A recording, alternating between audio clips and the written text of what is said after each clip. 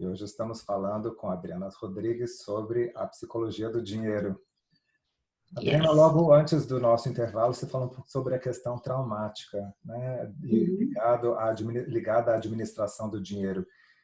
E volta e meia eu tenho pacientes que procuram com não é uma queixa principal, mas que aos poucos começam a se dar conta de que tem uma fantasia de fundo, um receio de ficarem pobres, de sofrerem privações na terceira idade. Então, tem uma paciente que diz, por exemplo, eu tenho dinheiro guardado só para quando eu ficar doente ou para quando eu precisar disso na minha velhice. Quer dizer, o quanto que essa vivência você nota como uma fantasia comum e o quanto que talvez tenha de uma transgeracionalidade, quer dizer, são traumas que os avós viveram, que talvez tiveram que mudar de cidade, mudar de país em busca de uma vida melhor, né? Os pais ou que tiveram poucas oportunidades na vida e que agora os nossos pacientes, mesmo quando já têm um pouco mais de acesso a dinheiro, mas ficam com esse medo de perder. Se você nota que isso é comum, se é uma vivência recorrente.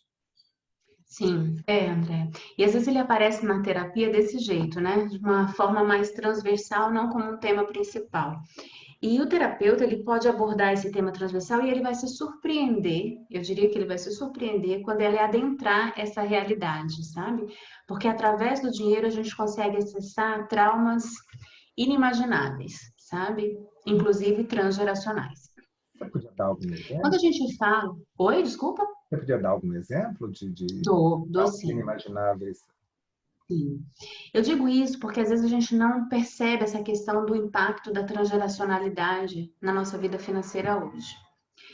Mas nós viemos de várias histórias. Se a gente pegar a história do Brasil, né, fazendo um recorte aqui no Brasil, nós temos uma história de escravidão, de imigração, né, de índios massacrados, dizimados. Essa é a nossa história. Muita E desigualdade é hoje, né? Claro. desigualdade social extrema, extrema, sabe? Então é muito difícil hoje você ter dinheiro e se sentir tranquilo. É muito comum ter culpa por ter dinheiro, sabe? Às Por vezes a conta dessa pessoa sai desigualdade. errada né, na vida se faz e fica, né? E tem uma ascensão social e financeira muito rápida, mas imagine que o receio do contrário, e às vezes acontece mesmo, de ter muito e perder tudo. Sim, sim, sim. E aí a gente vai ter tanto essa história nossa por trás, que pode ter sido vivida pelos nossos pais, nossos avós, de grandes perdas. A gente tem traumas que são bem ligados a finanças. Por exemplo, desemprego, falência. Então, pode ter sido que no seu passado, seus avós, seus bisavós tenham sofrido uma grande falência, né? E aí a gente vai passando de geração para geração esse medo da perda, sabe? Medo da perda. Isso gera uma grande Uma nuvem que insegurança. acompanha ali, né? Assim. Exatamente, exatamente. Você descreveu bem, sabe? É como se ficasse esse peso ali, essa nuvem cinzenta, toda hora te sinalizando que você pode perder. Uhum. Inclusive, tem pessoas que desistem de gerar dinheiro porque essa crença é tão forte de para que você vai juntar se você vai perder? Para que você vai gerar dinheiro se você vai perder? Porque, na verdade, isso foi aprendido lá atrás, que a gente gera, trabalha, ganha e daqui a pouco perde tudo, né? Então, a gente tem essas e tantas outras que são bem ligadas mesmo a finanças, mas a gente também tem traumas que não são necessariamente ligados a finanças, ao dinheiro em si, mas que eles impactam na forma como eu vou gerir o dinheiro. Então, se eu sofri, ou se a minha família sofreu momentos de grandes incertezas, inseguranças, eu trago em mim uma base de insegurança. E aí, André, o campo financeiro, ele é de risco, ele é de incertezas. Então, ele ativa o tempo inteiro a minha sensação de insegurança.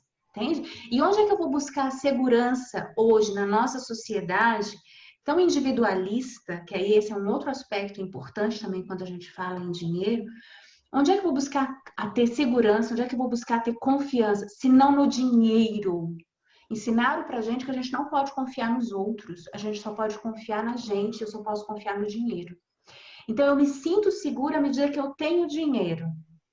E se eu não tenho dinheiro, se corro o risco de não ter, eu sofro muito e sofro antecipadamente com a possibilidade de não ter dinheiro.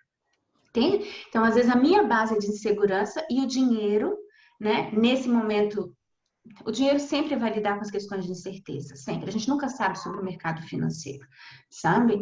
Então, aprender a lidar com incerteza se eu tenho uma base insegura é muito mais difícil, é muito mais delicado. Não sei se ficou claro, André.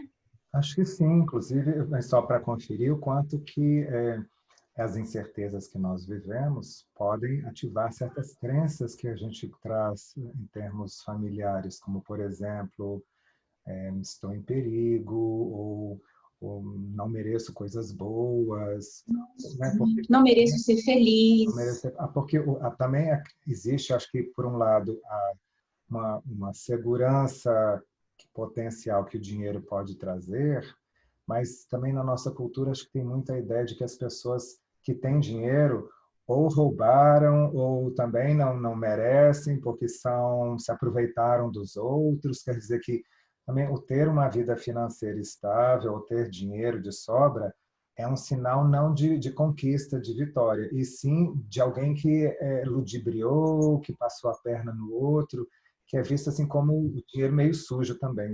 Também imagino que tem Sim, isso, sim, né? tem muito, tem muito. É entre o sagrado e o profano, sabe? Quando a gente fala de dinheiro, a gente está sempre entre o sagrado e o profano, né? Em função da cultura mesmo em torno do dinheiro. E é muito difícil, André, para algumas pessoas é, assimilarem esse sucesso financeiro, sabe? E manter-se no sucesso financeiro, às vezes, também é um grande desafio para algumas pessoas.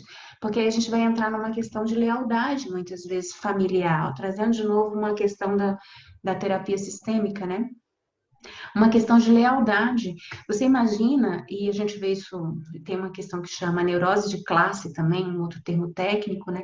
Que o que que acontece? Vamos imaginar que a minha família tem um nível, uma classe social, né? E de repente eu consigo prosperar financeiramente, tenho um certo sucesso, e eu vou mudar de nível, vou ficar diferente do meu grupo social, dos meus amigos, dos meus familiares e tal.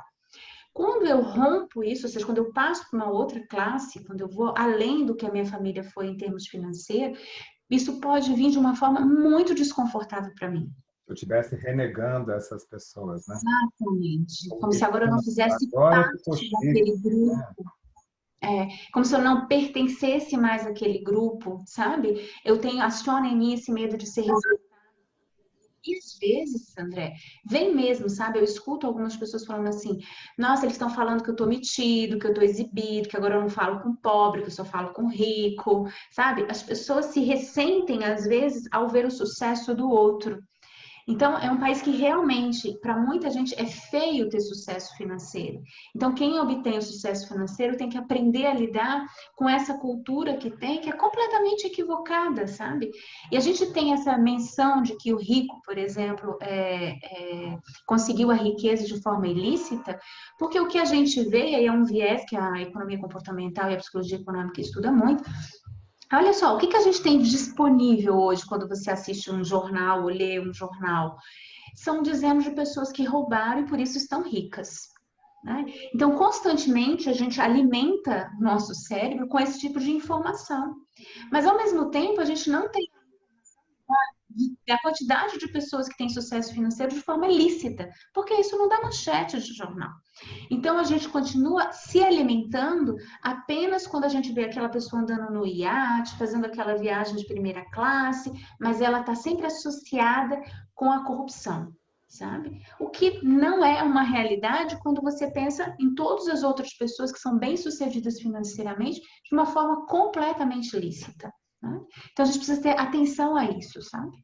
E quanto, portanto, o sucesso financeiro pode trazer também um desconforto psicológico, né? Muito grande. E não é pouco, não, viu? Algumas pessoas sofrem bastante pelo próprio sucesso financeiro. Porque ela vai ter que aprender a lidar com tudo isso e separar joio do trigo, entende? E lidar com o dinheiro não como algo profano, mas como algo, inclusive, sagrado. Né? Ela vai ter que aprender a lidar com isso. Eu queria voltar um pouco também a uma observação que você fez antes sobre a questão conjugal de homens e mulheres, então a questão do gênero.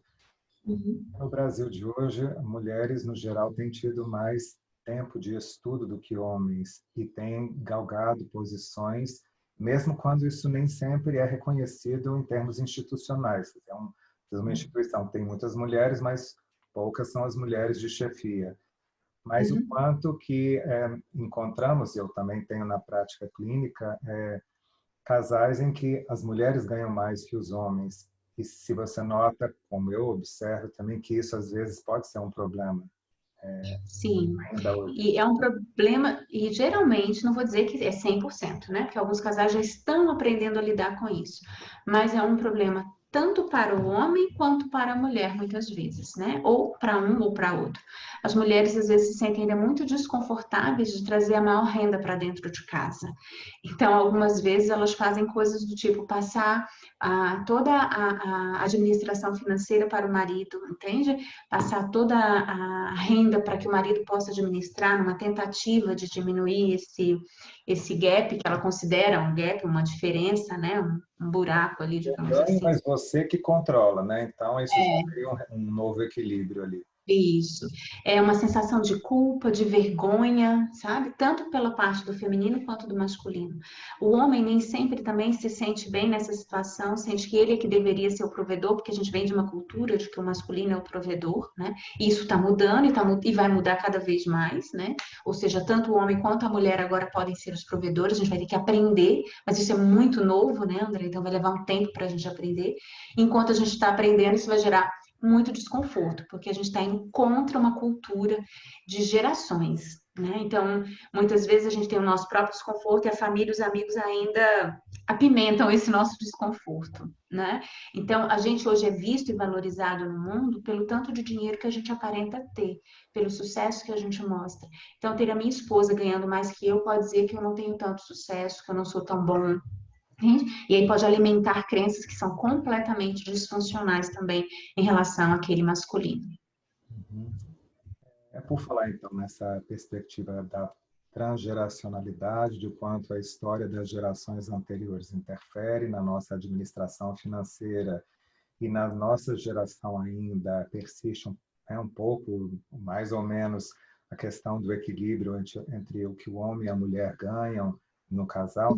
Como é que você vê a ideia de podermos educar, quem sabe, a geração seguinte, a dos nossos filhos? Como é que é isso? Você acha que do que a psicologia do dinheiro preconiza, é importante que os filhos tenham mesada, ou que o que eles ganham seja proporcional a algum tipo, a uma contrapartida, a eles fazerem alguma coisa na casa, ou é só ter o dinheiro para poderem aprender a conviver com o dinheiro? Por onde é que passa essa parte da geração seguinte?